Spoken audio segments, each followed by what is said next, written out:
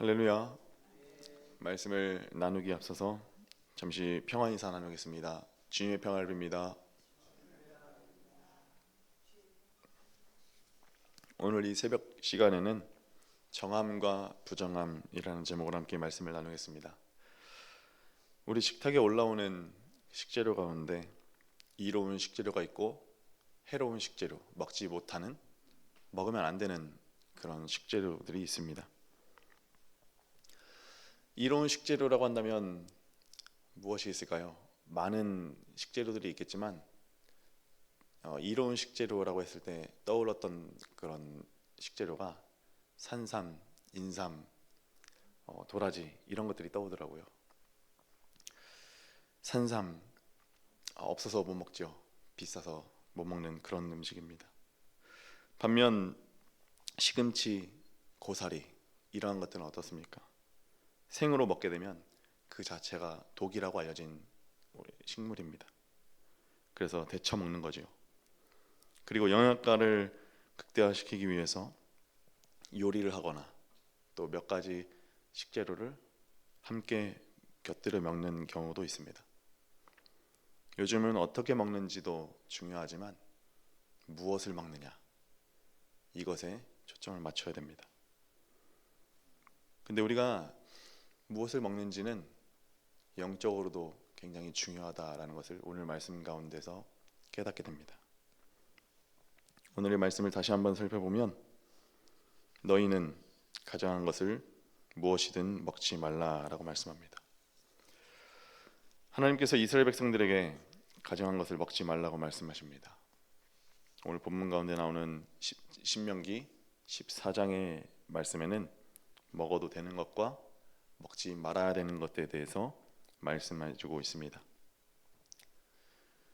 여기서 4절에서 8절의 말씀을 보면 육상에 사는 짐승을 구분하는 기준이 나오는데 굽이 갈라져 있는 쪽발 그리고 되새김질하는 것입니다. 이 두 가지 기준을 동시에 만족시켜야만 먹어도 되는 짐승으로 분류하고 있다라는 것입니다. 동물도 많은데 많은 동물들이 있는데 대표적으로 몇 종의 짐승으로만 이렇게 말씀하고 있는 것일까?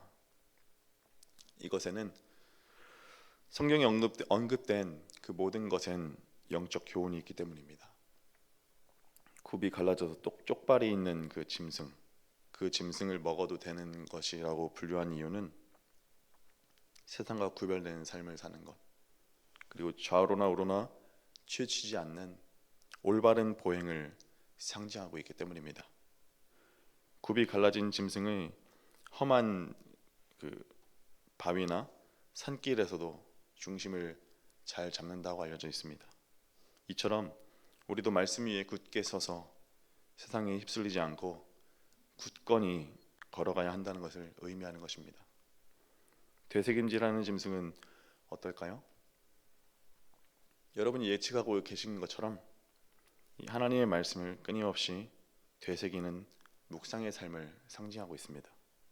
단순히 지식적인 그런 습득에 지나지 않고 우리의 삶의 영양분이 될 때까지 그 말씀을 곱씹는 자세, 그 자세가 정결한 그리스도인이 되는 첫 단추라고 할 수 있습니다. 우리는 음식을 먹을 때 어떻게 합니까? 무엇을 먹느냐만 고민합니다. 어떻게 소화시키느냐는 잘 고민하지 않습니다. 어떻게 잘 소화시키는가 그것을 고민한다면 우리는 절대 먹고 나서 누워 있을 수 없죠. 밤에 먹게 되면 참 얼굴이 붓고 또 속이 안 좋아지는데 밤에 먹고 이렇게 눕게 되면 소화를 잘 못 시키고 자기 때문입니다. 그거 음식을 먹고 소화시키는 것도 그만큼 중요한 거죠. 우리는 먹을 것이 풍족한 삶을 살아가고 있습니다. 그런데 물은 많지만 정작 먹을 수 있는 물이 없는 것처럼 음식은 많지만 구분해서 먹어야 되는 우리의 영적인 그런 부분이 있습니다. 이런 상태에서 우리는 영혼이 굶주려 있고 또 진리를 갈망하고 있다는 거죠. 종교적 행위에만 치중할 것이 아니라 우리가 예배 자리에 나오는 그 순간이 우리의 삶 가운데, 우리의 영적 생활 가운데 건강한 삶이 되어지고 건강한 영적 생활이 되어져야 한다는 것입니다.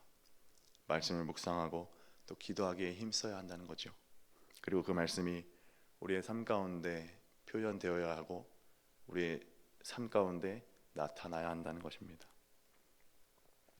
되새김질을 통해서 우리의 삶의 겉모습과 속사람이 하나가 될 때에 비로소 하나님께서 기뻐하시는 그리스도인이 될 수 있다는 것입니다. 하나님 말씀을 오늘 온종일 입가에 머물게 하는 영적 되새김질, 그 영적 되새김질을 하는 것이 우리의 정결함의 비결이 되어야 할 줄로 믿습니다. 그리고 물고기를 구분하는 기준이 있습니다. 9절부터 이어지는데 그 기준은 지느러미와 비늘입니다. 지느러미와 비늘은 무엇을 의미할까요? 지느러미는 물결을 거슬러 올라가는 방향을 잡아주는 역할을 한다고 합니다.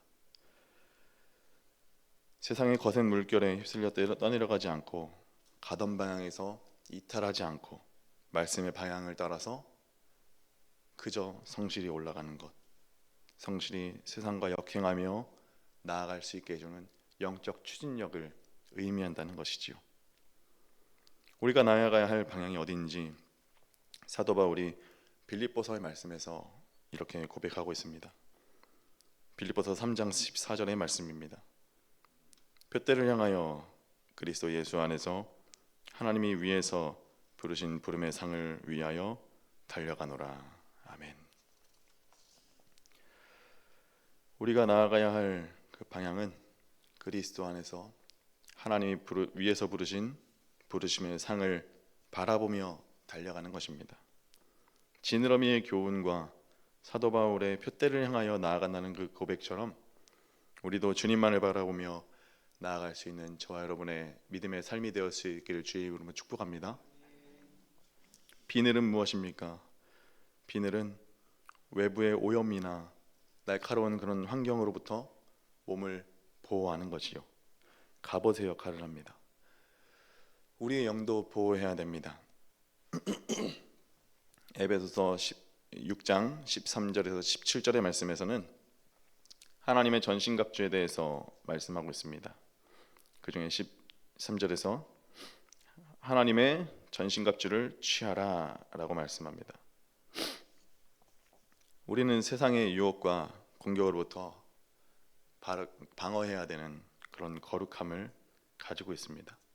주님께서 거룩하시기 때문이지요. 그래서 우리는 하나님의 전신갑주를 입어야 합니다. 세상은 교묘하게 우리를 속이고 있습니다. 주님 말씀을 따라야 하는 의무도 있는데 우리가 다른 것을 따르게 만든다라는 거지요. 그리고 다른 가치관을 따르게 만듭니다. 주님의 가치관, 성경적 가치관을 무시하고 세상의 가치관을 따르게 만듭니다. 이때 우리는 우리를 보호할 수 있어야 되고 그 가치들과 맞서 싸울 수 있어야 됩니다. 방어와 공격을 위해서 하나님의 전신갑주를 입어야 하고 비늘이 있는 물고기를 먹으며 영적인 원리를 기억해야 한다는 거지요. 사랑하는 성도 여러분, 우리는 세상이라는 바다 가운데 살고 있습니다. 세상은 평온해 보입니다. 그리고 물속도 평온해 보이지요. 그러나 결코 평온하지 않습니다. 거세고 힘듭니다. 그 거세고 힘든 험한 이 세상 가운데서 그리스도인 살아가는 방법은 다른 것이 없습니다. 굽이 갈라져 있는 쪽발을 가진 짐승을 먹는 심정으로 하나님 말씀 안에서 올바른 길을 걸어야 합니다. 되새김질을 하는 짐승을 먹는 심정으로 하나님 말씀을 주야로 묵상해야 합니다. 비닐이 있는 물고기를 먹는 심정으로 이 세상의 가치관에 나의 영혼에 그것이 침투하지 못하도록 보호하는 것입니다. 지느러미가 있는 물고기를 먹는 심정으로 세상의 방향에서 역행하여서 하나님 나라를 열심히 향하여 나아갈 수 있는 그런 움직임으로 나아가야 한다는 거죠. 음식의 정함과 부정함을 넘어서 우리의 삶의 정함과 부정함에 집중하면서 우리가 거룩한 주님의 자녀로서 살아나갈 수 있는 복이 늘 우리와 함께 할 수 있기를 주의 이름으로 축복합니다. 기도하겠습니다.